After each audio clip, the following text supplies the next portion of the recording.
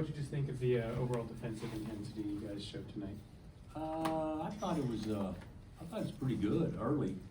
I don't think it was as good second half, but I thought the first half was pretty good. They scored on some plays late or broken plays, which I thought we defended them pretty well, pretty soundly. Made some mistakes switching, which we switched a ton tonight, but all in all, better than what it was, I think, in the first two games. Hey, Jim. Just talk about Peterson's debut, what you thought about his effort tonight. Well, yeah, he was good. You know, obviously the first half, you know, he was, you know, just scores easy. You know, makes it look easy. But yeah, he was really good. And you know, once again, you know, we couldn't really play much second half at all. So, but I thought he was good. I thought Flory was good, and I thought Melbourne was good. I thought we had three guys play really well. Did he not play much in the second half because of cramps or the score or a combination? Probably a combination, but definitely, you know, it was bothering him. He said he felt it coming on. So no reason to. We need to practice tomorrow. So hopefully we can get him out there for practice tomorrow. But yeah, that was the primary reason. If it had been a closer game, I'm sure he would have tried to go back out there. And Doug Gottlieb said he looks like he didn't even break a sweat. Just talk about how effortless he makes the game look. Yeah, well, he makes the game look easy. It's not that easy, but you know, the first half he was playing downhill, and you know, he played really well. Didn't make shots, you know. You know, he's a good player. And his poise is well beyond his years, without question. And you know, teams will do a good job guarding him. He'll have off nights, and that stuff's going to happen. He's young, but he's about as mature as any 18-year-old around anywhere, I would say. Flory said that he's been watching a lot of film from the last couple games to kind of just see what he can do differently on offensive end. Have you seen the growth in him on the low post since from last year to even now? I really don't think that Flory was given as much in the low post at all until you know, in the last, since Fort Hays State, we've made an emphasis how our big guys don't play big like they need to, and you know, he got the ball in tight and made some shots without bouncing it and played to his length, and yeah, he was a lot better today. Yeah, a lot better, and he made his free throws. Where do you feel like, I guess Cole and Jaden specifically are at with their confidence shooting? I thought, you know, bottom line is, you know, you shouldn't coach shooting. You know, I don't get on to them for missing. You know, I get on to them if they don't take it, that kind of stuff. But let's just be real. Those two, one of their primary roles is to be a threat and stretch it and everything. So they've got to shoot it better, and I think they will.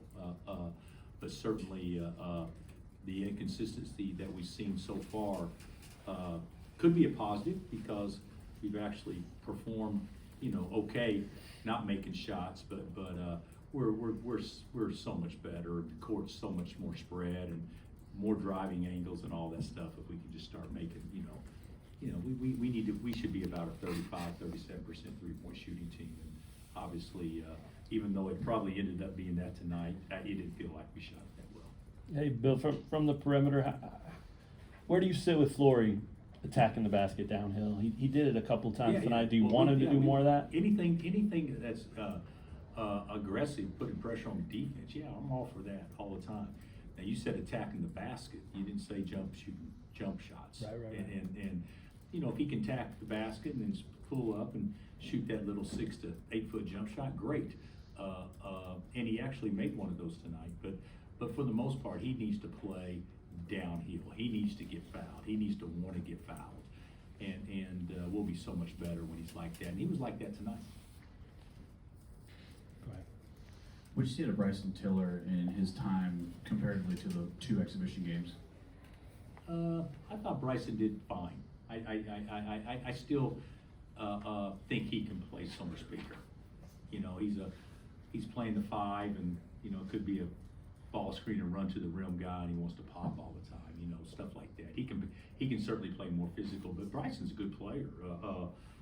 I think he's played pretty well, but I don't think anybody has played at a level that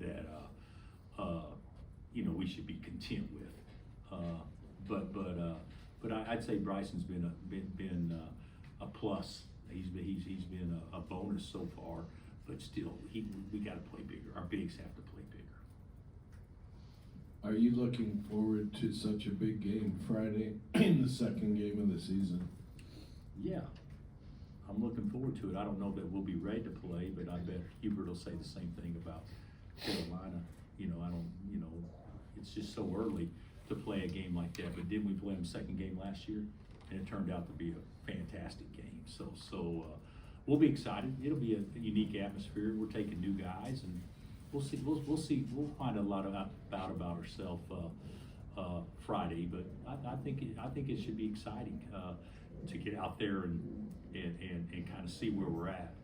You know, college basketball this year seems like to me more great matchups early than I can remember. I mean, some fantastic ones, and of course you saw one tonight. Big boy game. You know, Arizona had a freshman go for 30. Big boy game. And that also tells you a little bit where our league is. Where was Arizona picked in our league? Fourth, yeah. Fourth, and just beat the defending national champs on a neutral floor. So our league's going to be a monster. But that was a huge win. I'll be excited to watch it at some point in time. But these early season matchups like this are good for our game. It looks like everybody played, so was it a difficult decision to not redshirt anybody? Everybody didn't play. Corbin didn't play. I mean, well, you had already against him, sorry. Yeah, no.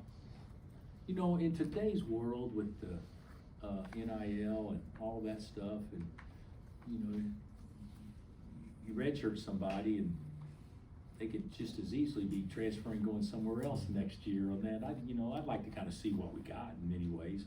If it's best for them over time to redshirt them, I totally get it. But if it's a coin flip right now, I think I'll err on the side of playing them more so than maybe what I have in the past. Like Zach Clemens last year. Zach pulled his groin and didn't play, and it was in his best interest not to play. There's no doubt about that. That was the best interest in him. But you know, looking back now, should we have? He was never 100%, so he couldn't be out there. But that's a tough decision now, knowing that you redshirt a guy. There's a 50-50 chance he's going to probably leave anyway. So you're not going to get the benefit of coaching him another year. So much talk about Darren and his offense and how it looks easy. What do you make of his defense? I mean, I think he could be great defensively. is he there yet? Could be. It's like the hashtag potential means it's not happened yet. Sure. But I think he could be great defensively. What do you like about him? What makes you say that? Well, he can slide. And he's long and Yeah. smart and can play. Can play lanes. He gets it. But there's a lot of things about him also that I think he can certainly develop more on that end than what we've seen so far. But in order to do that, he's got to, we got to figure this other incident. It looks like he enjoys it. Is that a correct read? Does he like playing D? I think he loves playing. Yeah. And, last I checked, that's 50% of who's out there, so he loves playing. Melvin said, "I'm the leader of this team." Oh my God. Is he the guy that you go to be a leader amongst his peers? And you know what? He's right on this front. He's the emotional leader. He's the energy leader. So he what he said is accurate. Nobody gives us more than him, and it's contagious more with him probably than anybody else. But there's different areas in which you can lead. I actually agree with Mel in that one area, but he's got we've all got a long ways to go to be a quarterback on a final drive under 2 minutes. There's still a ways to go for everybody in that room. What'd you think of the crowd response to G getting in the game in that three? Amazing. Yeah, I thought it was good. But I thought G actually, 2 free throws on net and make a 3. I thought he's good. He tries hard. He was just not very big, as you guys seen. They posted him a couple of times, and he mauled the guy. Illegal in 7 states, mauling him down there trying to guard him. But he's a great kid. Collectively, that's 55 years of life out there between he and the kid from the Navy. But he's only a sophomore. He's going to graduate at age 31. Where G, he's going to have to get out of here at 26 or 27. But I love the kid, and he'll be a fan favorite just because of his size. All right, thanks, Coach. All right, guys.